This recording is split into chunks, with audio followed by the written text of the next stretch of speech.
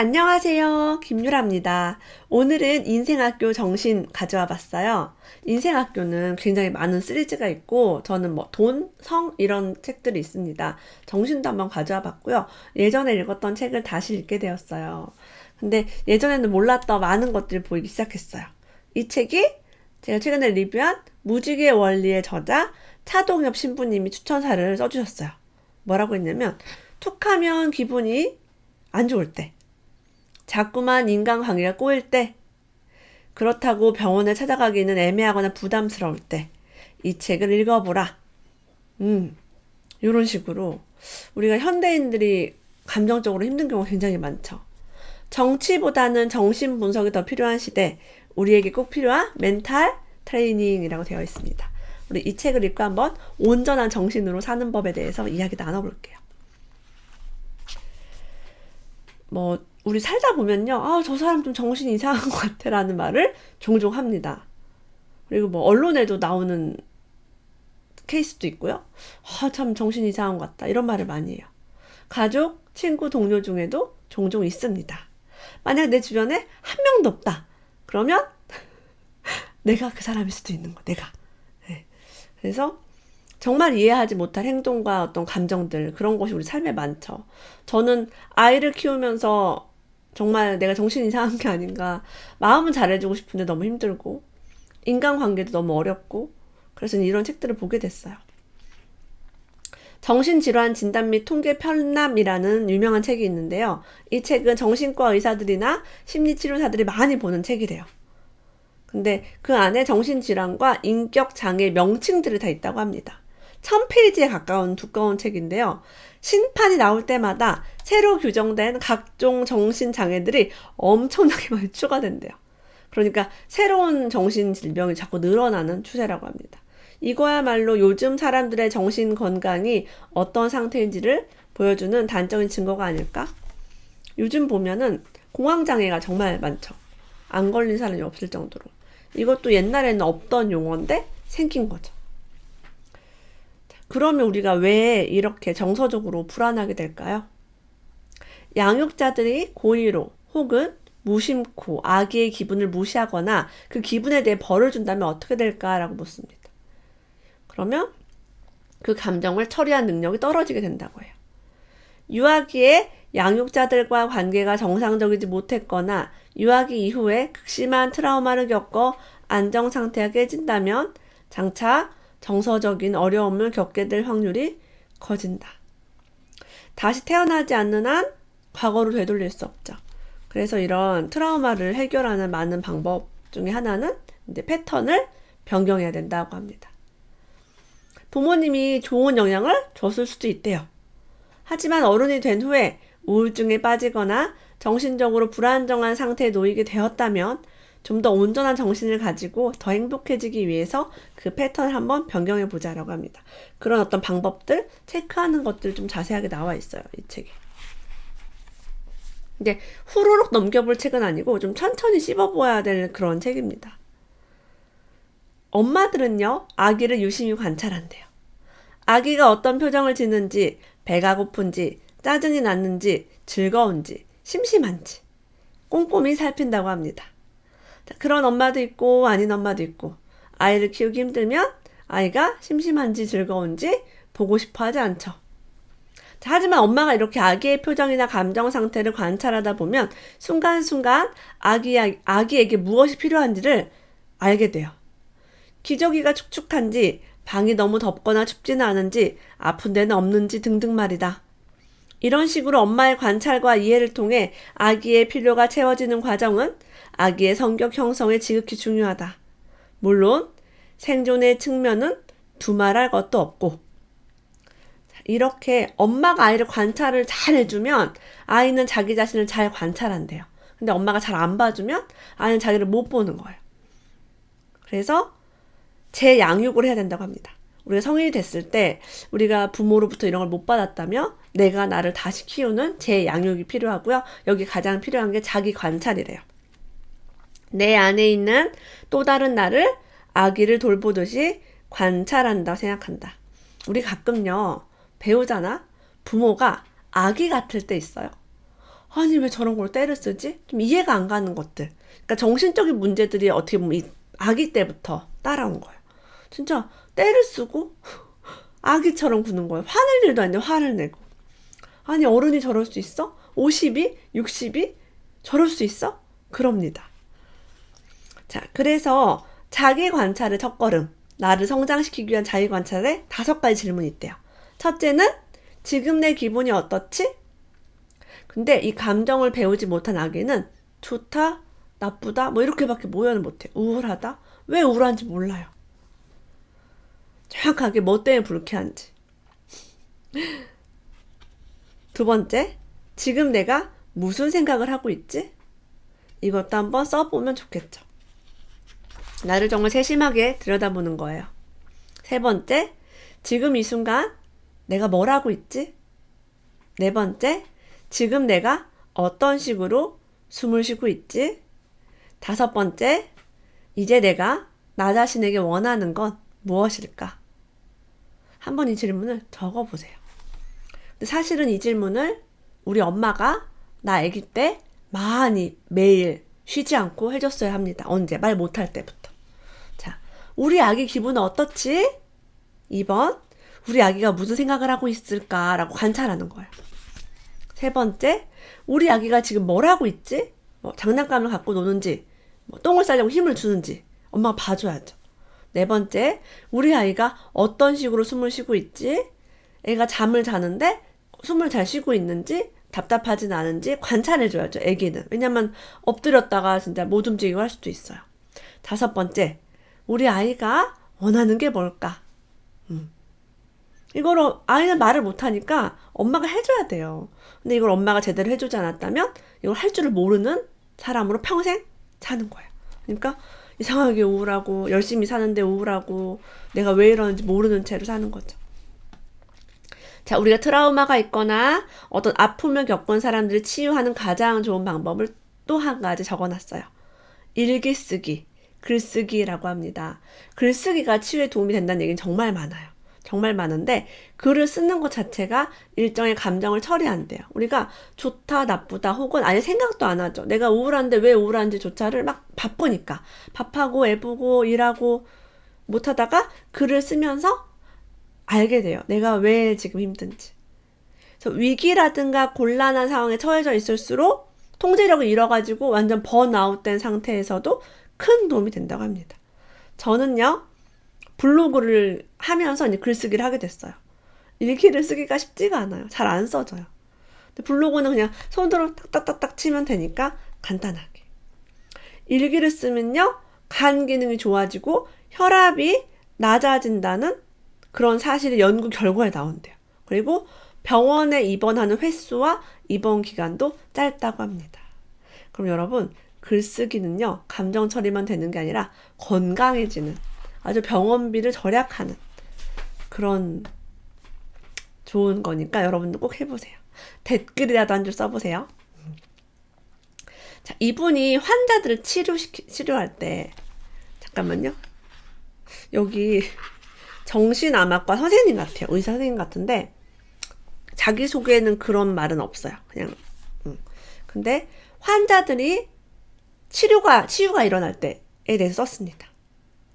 환자들은 내가 자신들의 이야기에 감동받은 모습을 보았을 때라든가 자세히 설명하지 않아도 다 이해할 수 있다는 인상을 주었을 때 혹은 내가 그들의 손을 잡아주거나 팔을 토닥일 때 변화했다.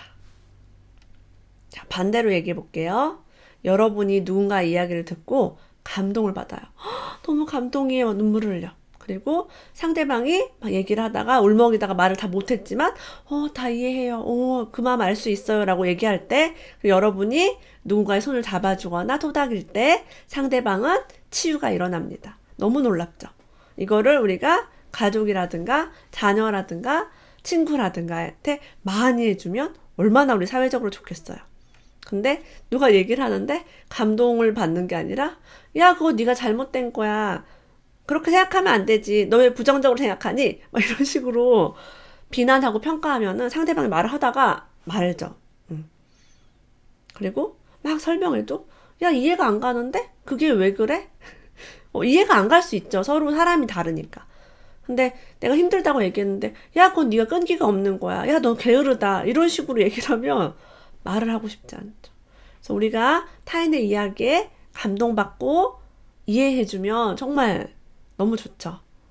자녀나 가족이나 친구나 모든 사람에게 해주면 좋아요. 자, 우리가 관계의 친밀함의 온도를 높이면 좋다고 얘기합니다. 그리고 지금 마음을 털어놓는 게 굉장히 중요하다고 얘기해요. 근데 마음을 털어놓는 게 관계에 가장 중요한데 그냥 잘 친하지 않은 사람에게 굳이 털어놓고 싶지 않죠. 배우자라든가 내가 정말 사랑하는 사람, 정말 친해지고 싶은 사람을 두고서 1대1로 함께 하라고 합니다. 여러 사람도 가능하대요. 이때 주의할 점은 다른 주제로 벗어나지 않도록 하고요. 핸드폰, 컴퓨터 다 끄고서 30분 정도 시간 확보하래요. 1단계, 감사하기. 서로에 대해서 감사하거나 오늘 감사할 일을 나누는 거죠. 두 번째, 새로운 소식과 근황 주고받기. 저는 요즘 이런 새로운 일이 있어요. 이렇게 서로 돌아가면 얘기하는 거죠. 세 번째, 질문하기. 상대방이 궁금한 거 질문하고요. 4단계, 이게 핵심이네요. 불만 이야기하기. 사실 우리가 관계 속에서 불만을 말하기 쉽지가 않습니다. 참아요, 그냥. 좀 불만 있어도. 너는 휴지를 다 썼으면 휴지를 좀 걸어놓으면 좋겠어. 아니면 설거지를 좀 담가놨으면 좋겠어. 이런 거 할 수 있죠. 5단계, 바라는 것, 희망하는 것, 꿈꾸는 것에 대해 이야기하기. 부부간에 가족간에 이런 대화를 30분만 나누면 얼마나 좋을까요? 우리 사춘기 아이들이 엄마랑 말 안 한다고 하죠. 이런 걸 만약에 할 수 있다면 아이가 엄마에게 불만을 말할 시간을 준다면 아이가 엄마에게 내 꿈과 희망을 말할 시간을 준다면 너무 좋겠죠. 이 책에는요. 성공의 정의가 이렇게 나와 있어요. 어떤 작가분이 한 말이래요. 우리 다 성공하고 싶지 않나요? 네, 저 성공하고 싶어서 책 읽었어요. 그래서 성공에 대한 정의가 너무 좋아서 가져와 봤습니다. 성공이란 당신이 가장 즐기는 일을 당신이 가장 좋아하고 존경하는 사람들 속에서 당신이 가장 원하는 방식으로 하는 것이라고. 와, 성공은 남이 보는 게 성공이 아니에요. 내가 즐기는 일을 내가 좋아하는 사람들 속에서 내가 원하는 방법으로 하는 게 성공이래요.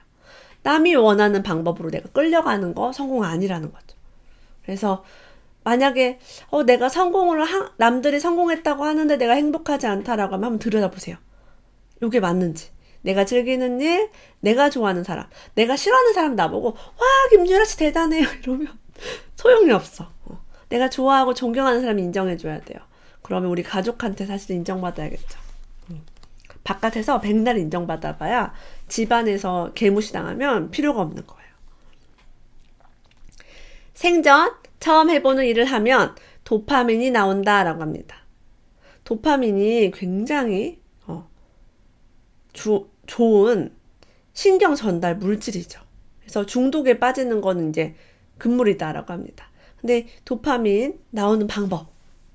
새로운 악기의 연주법을 마스터하거나 퓨전 요리 레시피를 개발하거나 농구 골대 골을 집어넣거나 농담 잘하는 법을 연습하거나 이렇게 새로운 것을 배우면 쾌감이 생긴대요. 저는 맛있는 요리를 하면 그렇게 쾌감이 생겨요. 그래서 매일매일 요리를 할 수 있어요. 요리 좋아해요. 그래서 스스로에게 한번 질문해 볼까요? 나는 생전 처음 해보는 일을 요즘 무엇을 했는가? 퓨전 요리 레시피 할 수 있죠. 저는 오늘 스파게티에다가 해물 경단을 넣었어요. 넣고 아스파라거스 넣고 치즈를 덮어가지고 오븐 스파게티 했습니다. 새로운 책을 읽으면 새로운 것을 하니까 좋아요. 내가 새로운 것을 알게 됐구나 라고 해서 도파민이 막 저는 나와요. 저는 매일매일 도파민이 나오죠. 맨날 밥하고 맨날 책 보니까 행복하죠. 여러분도 도파민이 나오는 재미있는 일을 찾으셔야 돼요. 맨날 똑같이 살면 우울할 수 있어요. 나는 왜 맨날 똑같지? 도파민 한번 땡겨보시길 바랍니다. 이를 닫거나 컴퓨터 마우스를 쓸 때 왼손을 사용하는 버릇을 들이면 뇌의 예비 능력이 더욱 향상될 것이라고 했다. 말하자면 내가 나중에 뇌졸중에 걸리더라도 그만큼 회복될 가망이 더 높아진다는 얘기였다. 와, 왼손을 자꾸 쓰면요 뇌에 시냅스가 많이 생겨서 혹시 뇌에 문제가 생겨도요, 신경이 더 빨리 회복이 된대요. 와, 해야겠다. 왼손. 왼손으로 이를 닦거나 마우스 같은 거. 근데 저 왼손으로 마우스 쓰는 사람 봤어요. 자기 두뇌 발달한다고. 좋겠죠? 한번 해볼까요? 창의력이 커지는 법. 알면 알수록 아는 게 많을수록, 그리고 알고자 하는 욕구와 의지가 클수록 창의성은 커진다라고 얘기합니다. 우리가 안전하게 할 수 있는 일들을 한번 적어보래요. 마음 편히 할 수 있는 일, 그리고 좀 두렵지만 하기 싫은 일, 요런 식으로요. 원 안에다가 한 가운데는 지금 당장 할 수 있는 편한 일, 점점 밖으로 나갈수록 내가 좀 하고는 싶은데 뭔가 두렵거나 좀 불가능할 것 같은 일을 적어보는 거죠. 그래서 가운데는 이분이 친구랑 차 마시기, 텔레비전 보기, 산책하기를 적었어요. 쉽죠? 이런 거. 내가 할 수 있는 일. 그래서 점점 바깥으로. 이걸 하면요, 하나씩 해보는 거예요. 나의 성과. 나는 이걸 하는구나. 그래서 새로운 일을 하면 아까 뭐가 생긴다 그랬어요? 도파민이 나오는 거죠. 도파민이 나올 만한 것들 이 원에다가 계속 그리는 거예요. 저는 그립니다. 1년 후에 뭐 하고 싶어? 2년 뒤에 뭘 하고 싶어? 원 바깥에 있겠죠. 점점 시간이 갈수록 가까워집니다. 심리치료사가 자주 쓰는 치료 방법 중에 하나가 이야기 치료 기법이 있대요. 환자가 자기 얘기를 막 해요. 내가 이런 문제가 있고요. 너무 슬프고요. 제가 뭐 너무 우울해요. 라고 해요. 이 문제 때문에. 환자에게 그것이 친구의 문제라고 상상하며, 만약에 당신 이야기를 들었을 때 그 친구에게 어떤 조언을 해주겠냐고 물어보래요. 이게 뭐예요? 역지사지. 그리고 제3자로서 멀리 관찰하는 거죠. 이게 내 일이라고 하면 너무 우리가 몰입을 하고 집착을 할 수 있는데, 좀 남의 일이다, 친구의 일이다라고 하면 한 발짝 딱 떨어져서 되겠는데, 이거는 이게 맞겠는데 라고 좀 명확하게 보입니다. 저도 사실은 힘들 때 항상 이렇게 떨어져서 멀리서 마치 내 일이 아닌 것처럼 관찰하죠. 이런 걸 훈련해보면 좋다라고 얘기해요. 불안감이 많은 사람들이 많죠, 요즘. 근데 텔레비전을 하루에 4시간 이상 시청하는 사람들은요, 2시간 미만으로 시청하는 사람들에 비해 폭력 사건에 휘말릴지 모른다는 불안감이 훨씬 높대요. 예를 들면 계속 뉴스에 정신적인 충격 강도가 높은 하고요. 좋은 뉴스는 거의 없고 험한 내용만 줄줄 나온대요. 이게 우리나라 책이 아닌데도 외국도 마찬가지라는 거예요. 나쁜 뉴스에 반복적으로 노출되다 보면 세상에 대해서든 혹은 그 안에 사는 사람에 대해서든 균형 잡힌 시각이 무너지기 마련이다. 뉴스를 보면 수명이 단축될 것 같아요. 뉴스를 보면 우리나라에 살지 말아야 될 것 같아요. 혈압이 막 올라가요, 열받아서. 안 봅니다. 볼 필요가 없죠. 너무 살기 좋고 내 주변에는 아무 문제가 없는데 뉴스는 마치 이 세상이 망할 것처럼 항상 정말 얘기합니다. 안 좋은 것만 나오고요.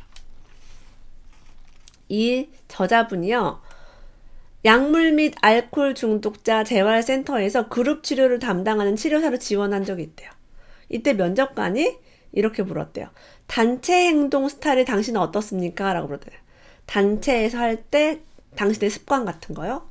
나는 단체 행동에서 나타내는 내 오래된 습관을 솔직하게 털어놓으면서 속으로 그 일자리는 얻기는 글렀다고 생각했다.